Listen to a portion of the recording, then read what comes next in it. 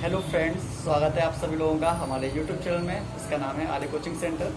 और देखिए, आज हम जो बीमारी की बात करने वाले हैं, आज हम बीमारी को डिस्कस करेंगे जो बहुत खतरनाक बीमारी हुई है। आपने नाम सुना होगा, एड्स बीमारी के बारे में आज हम डिस्कस करने वाले हैं।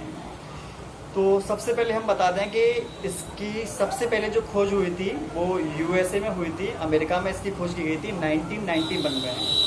एक हमारे डॉक्टर थे जिनका नाम है गॉबलिन। डॉक्टर गॉबलिन ने एड्स की खोज की थी। सबसे पहली बात तो हमें ये बताना चाहिए कि ये बीमारी कहाँ से आई है। और इसकी जो बीमारी जो हुई थी, दो व्यक्ति थे, वो समलैंगिक संबंध बनाते थे, उनमें ये सबसे पहले देखने को मिली थी। उसके बाद में अगर बात करें हमारे इंडिया में, तो हमारे इंडिया में 1986 में ये बीमारी देखने को मिली थी चेन्नई में। चेन्नई में कुछ वैश्य महिलाएं थी, उनमें ये वाली बीमारी देखने को मिली थी। और उसके बाद धीरे धीरे ये पूरे हमारे इंडिया में नहीं, पूरे वर्ल्ड में ये पूरी तरीके से पैर पसार चुकी है। इसकी सबसे खतरनाक चीज़ तो ये जो है वो ये है कि ये जो बीमारी होती है वो एक वायरस से होती है। उस वायरस का नाम है ह्यूमन इम्यूनोडेफिशिएंसी वायरस, जिसको हम HIV बोल देते हैं। HIV वायरस जो होता है, उस वायरस के कारण एड्स बीमारी होती है। एड्स की भी मैं फुल फॉर्म बता देता हूँ आपको। एक्वायर्ड इम्यूनोडेफिशिएंसी सिंड्रोम, ये इसका फुल फॉर्म होता है। क्योंकि आपके यूपी बोर्ड के एग्ज़ाम में या फिर गवर्नमेंट एग्ज़ाम में या फिर आपका नीट का एग्ज़ाम है, वहाँ पर इनकी फुल फॉर्म भी कई बार पूछ ली जाती हैं। ये HIV वायरस जो होता है, इसकी एक विशेषता और होती है कि इसमें RNA अनुवांशिक पदार्थ पाया जाता है। जो अनुवांशिक पदार्थ होगा वो RNA इसमें उपस्थित होता है। अब हमने ये जान लिया कि इसकी खोज कहाँ पर हुई थी और ये किसके कारण होता है, वायरस के कारण होता है। दूसरी चीज़ अब हम जानने वाले हैं कि भाई ये एड्स बीमारी फैलती कैसे है, क्योंकि हमें ये पता होना चाहिए कि एड्स बीमारी कैसे फैलती है। तो हम आपको बता दें, एड्स बीमारी के फैलने का पहला कारण है कि कोई व्यक्ति अगर किसी संक्रमित व्यक्ति के साथ अगर लैंगिक संबंध बनाता है तो ये फैल सकती है। अगर कोई पेशेंट HIV से ग्रसित है, ठीक है, वो किसी को ब्लड दे देता है, उसका ब्लड को किसी को चढ़ा दिया जाता है, तो भी बीमारी हो सकती है। कोई महिला ऐसी है जो संक्रमित है, तो उसके बच्चे में होने की संभावना पूरी है। उसके साथ अगर आपको बता दें कि अगर कोई पेशेंट ऐसा है जो HIV से ग्रसित है, एड्स से ग्रसित है, अब वहाँ पर हमें, जैसे मान लो कोई डॉक्टर होते हैं, डॉक्टर लोग क्या करते हैं, इंजेक्शन होते हैं, इंजेक्शन के नेडल को बिना चेंज किए कभी कभी लगा देते हैं। तो ऐसा नहीं करना चाहिए। अगर आप किसी हेयर कट वाले के पास जा रहे हैं तो हर बार जो रेजर है, संक्रमित रेजर से भी ये फैल सकता है, संक्रमित औजारों से भी ये फैल सकता है। तो फैलने के यहाँ पर बहुत सारे हैं। तो आपको बता दें, आपने ये भी देख लिया कैसे फैलेगा। अब हम देखते हैं कि अगर किसी पेशेंट को ये बीमारी हो जाती है तो उसके बॉडी में लक्षण क्या दिखाई देंगे। तो आपको बता दें, जो सबसे खतरनाक है वो ये है कि HIV वायरस जो होता है, हमारी T लिम्फोसाइट सेल्स होती हैं, वाइट ब्लड सेल्स होती हैं, उनकी संख्या को कम कर देता है, जिससे हमारे बॉडी का जो प्रतिरक्षा तंत्र होता है वो काफ़ी वीक हो जाता है।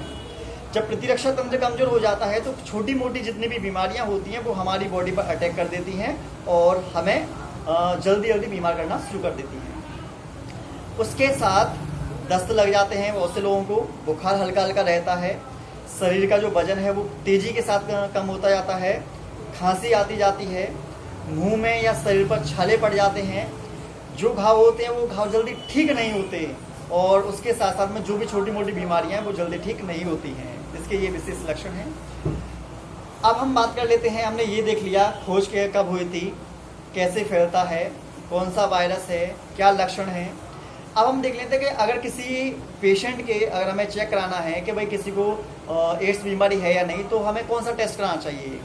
तो एक टेस्ट है, उसका नाम है एलिसा टेस्ट होता है। एलिसा टेस्ट स्पेशली एड्स के पेशेंटों में कराया जाता है। हमें संदेह होता है कि अगर किसी को ये वाले लक्षण दिखाई देते हैं तो हम एलिसा परीक्षण कराते हैं, एलिसा टेस्ट कराते हैं। अगर बात करता हूँ मैं दवाओं की, तो इसकी रोकथाम करने के लिए कुछ दवाएं भी मतलब कि तैयार की गई हैं।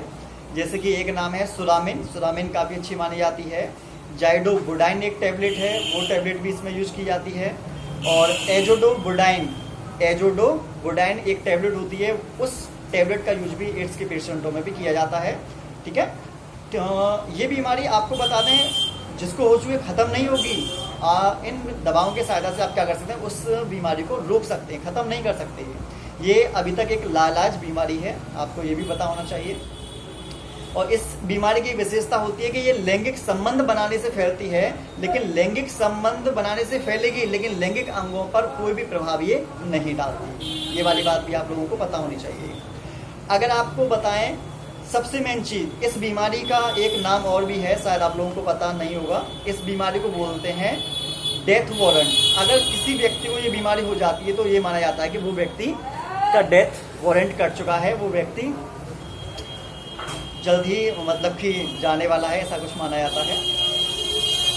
सबसे अच्छी बात अगर हम देखें या आपको बताएं तो सबसे मेन चीज़ ये है कि भाई ऐसा क्या करना चाहिए कि ये वाली बीमारी हमें हो ही ना, बीमारी ये हमें ना हो। तो उसके लिए हमें पहले से क्या तैयारी करनी चाहिए।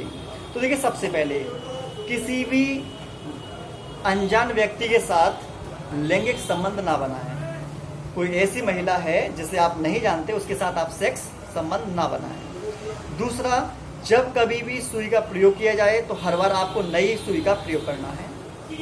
तीसरी चीज कि रेजर का जब भी प्रयोग करें, नाव की दुकान पर, हेयर कट वाले की दुकान पर जाते हैं तो हर बार नई सुई का आप प्रयोग करें। उसके साथ जब भी ब्लड किसी का चढ़ाया जाए उससे पहले ब्लड को टेस्ट वैसे तो किए जाते हैं, अगर बाई चांस नहीं हो रहा है तो ब्लड टेस्ट कराना अनिवार्य है, जिससे चेक हो सके कि उसके ब्लड में कोई बीमारी तो नहीं है। ठीक है।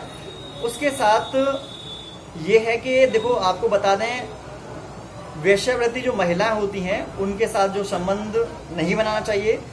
ठीक है। और एक इसमें और ऐड कर देते हैं कि बाई चांस मान लीजिए कोई अनजान व्यक्ति के साथ संबंध बनाना पड़ जाए किसी भी व्यक्ति को, तो उस समय अपने प्रोटेक्शन के लिए आप कॉन्डम का यूज जरूर कीजिए, क्योंकि ये HIV रोग को रोकने में सक्षम है।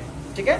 तो इन चीज़ों का प्रयोग करके आप इस बीमारी को रोक सकते हैं या फिर इससे आप बच सकते हैं। ठीक है। देखिए, आपको बस लास्ट टाइम में बस मैं एक ही वर्ड बोलूँगा कि अज्ञानता के कारण मौत को बढ़ावा ना दो। ये कोई बीमारी ऐसी नहीं है जो अनजाने में हो जाए, अनजाने में नहीं होती ये वाली बीमारी।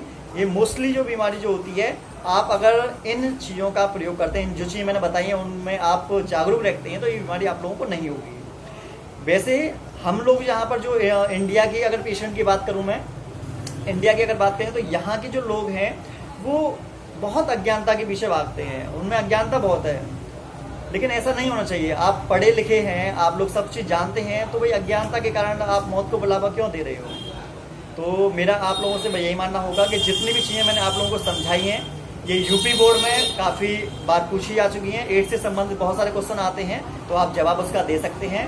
नीट में भी बहुत सारे क्वेश्चन आते हैं, चाहे गवर्नमेंट एग्जाम हो।